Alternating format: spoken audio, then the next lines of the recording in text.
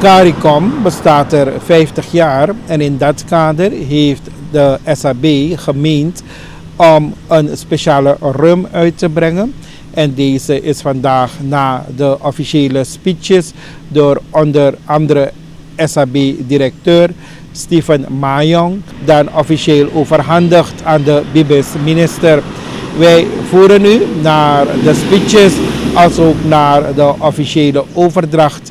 En de overdracht, de symbolische overdracht, dat vond er plaats met het uitbrengen van een toast door de minister van Bibis, de directeur van SAB en ook nog de minister van Economische Zaken, Rishma Kuldeep Singh. What happened is that Caricom producers in all the Caricom states have collaborated to honor the achievement of the Caricom community during the past 50 years, and they have produced their own selective rum. We are proud that our rum was also selected to be part of this joint initiative. All the producers have produced their rums and presented the rums, and these rums represent their individual heritage and the spirit of each nation. So every country in the Caribbean face for themselves that their rum is the best rum. And the people from Guyana know El Dorado and Haiti, Barbancourt. We say we have also the best rum. So I think all the rums are excellent rums, and Minister Ramdin, in his former capacity as OAS Deputy Chairman, was very much involved with rums from all over the Caribbean and the world. Why are you laughing, Mrs. Christopher? He was whispering to me that the Jamaican rum. Oh yeah. Honorary Council of Jamaica. Jamaica rum, Appleton. All right.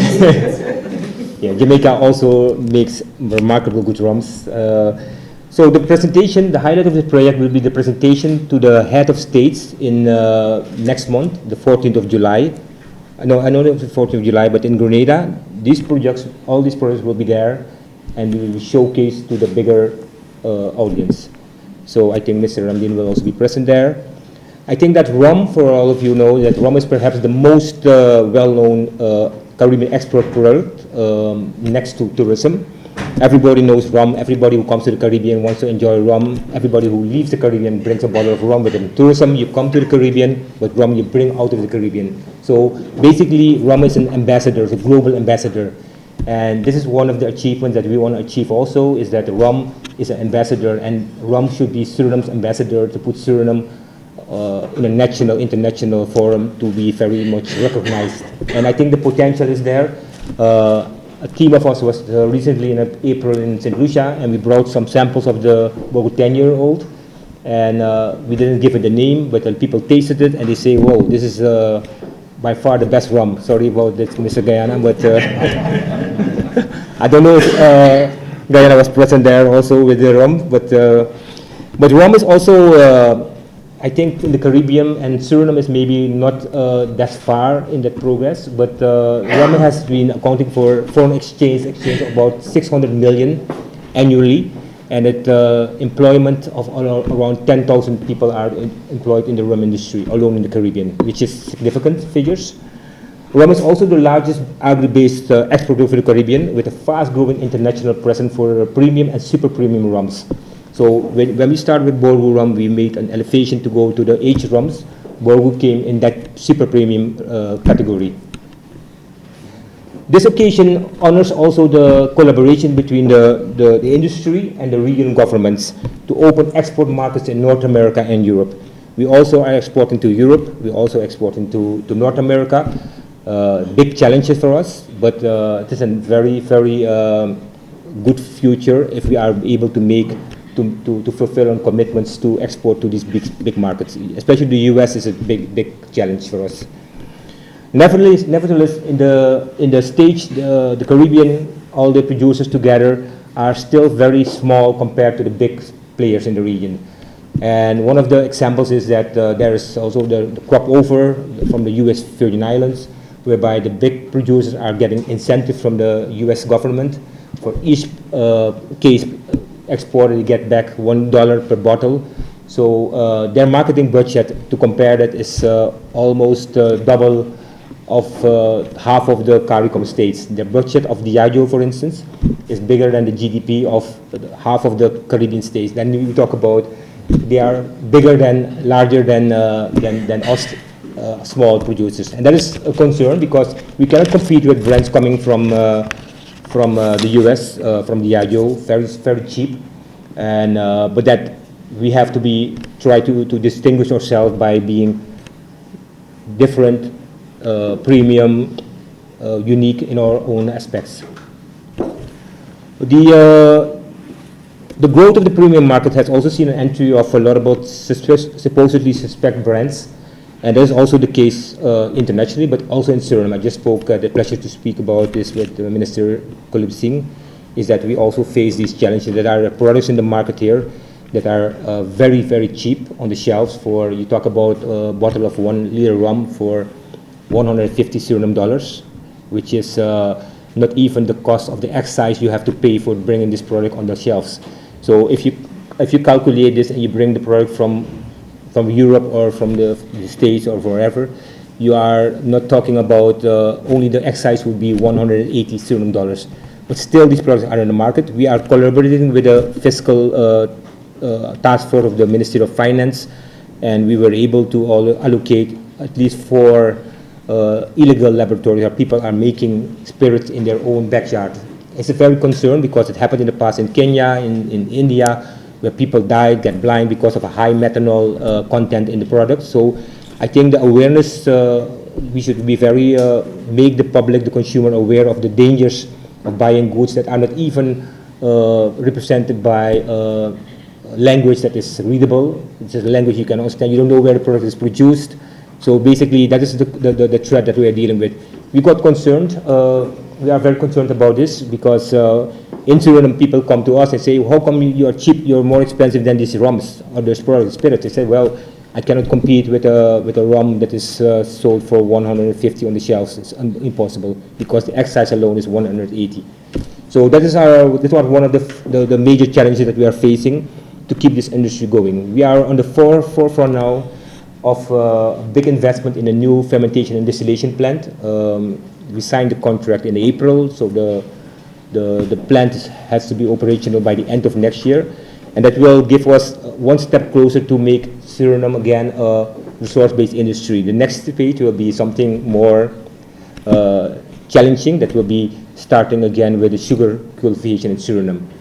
As you all, maybe some of you don't know that, but Suriname had more than 200 sugar plantations in the past, and Marienburg Rum, one of the founders of this company, was the last remaining sugar estate. And I think it is a very, not a good thing that we don't have sugar in Suriname. Everything has to be imported. So I think that hopefully we will be able to achieve this also, to start with a small-scale sugar cultivation to feed this new plant. The plant will be state-of-the-art. It is built in Italy, and hopefully we will be able to bring our cost price down so that we can compete internationally with the big brands. And there's a demand. The demand for Suriname rum is growing.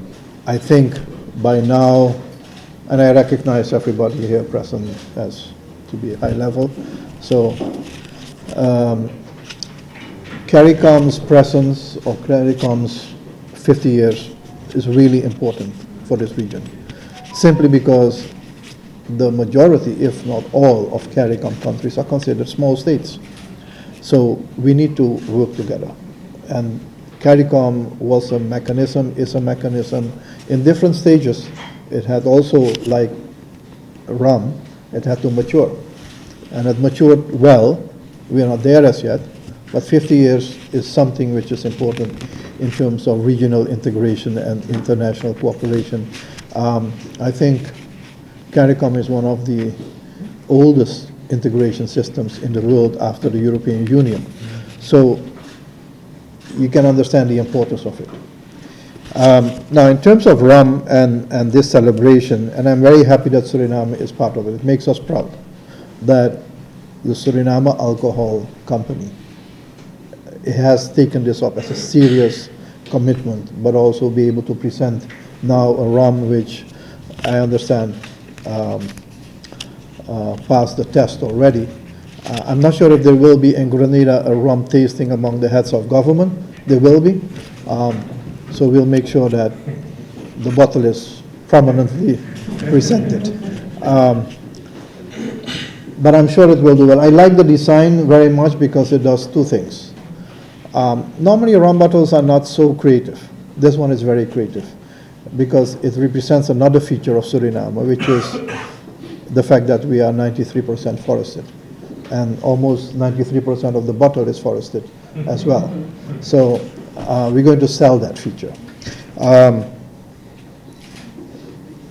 Of course, behind rum, there is a story. And every country has its own story. And you have great rums. But you're right. Every rum, it depends on who drinks it and how many you had already to determine the quality. And so every Caricom, I'm learning more and more about it. I was somewhere in the Bahamas recently, and they have their own rum as well. Peru has its own rum as well. And there is nobody from Peru here, but as the media is here, I won't qualify. But it's just to indicate that rum has its own history, which is embedded in society. And something I will say here, and I know the Caribbean people will not like that, but Mr. Lape and Suriname will feel the sentiments. Cricket is often seen as to be the Caribbean spirit, isn't it? We don't play cricket. Lape, Haiti doesn't play cricket. For us, the Caribbeanness is rum. It's not cricket. We don't play rum, we drink rum. Okay? So let's not forget that. Rum has been uniting this region even before Caricom existed. So we are celebrating 50 years of Caricom, but this whole process of the sugar industry has gone way back. So, and I'm not going to speak about the sugar industry and its consequences, but it was, as indicated, a major part of our economy many, many years ago. No one of you were there. This is one way to identify the region. Rum and Coke is a known feature in many ways. Indeed, when I was at the OAS for 10 years, we organized a major event called the Celebration of Spirits of the Americas. And the spirit had two meanings. One was the spirit of unity in the Americas, and the other one was the real spirit, and it's this one. But it started with Caribbean rum, with 11 countries bringing their Caribbean rum to the OAS, and that grew out to a rum festival, and in the end,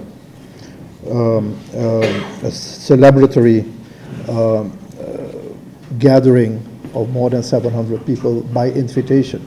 So we must be able to do something more with rum.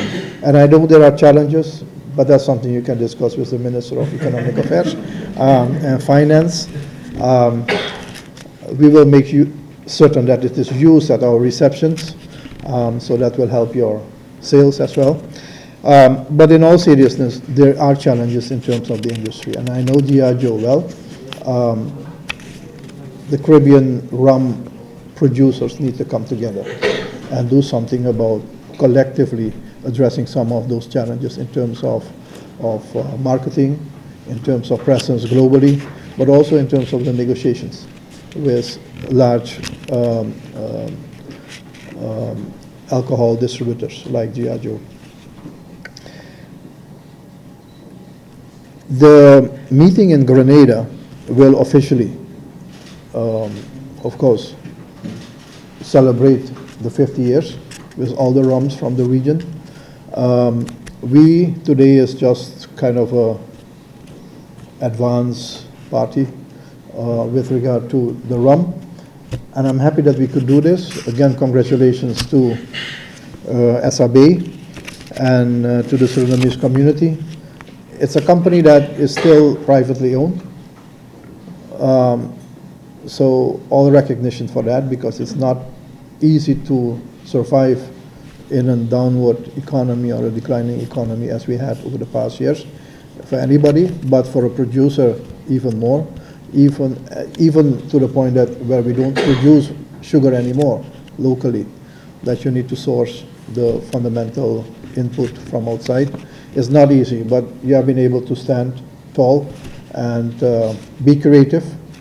So thank you very much for that to your company and to all the employees of SRB, not only the 40% females, but all of them.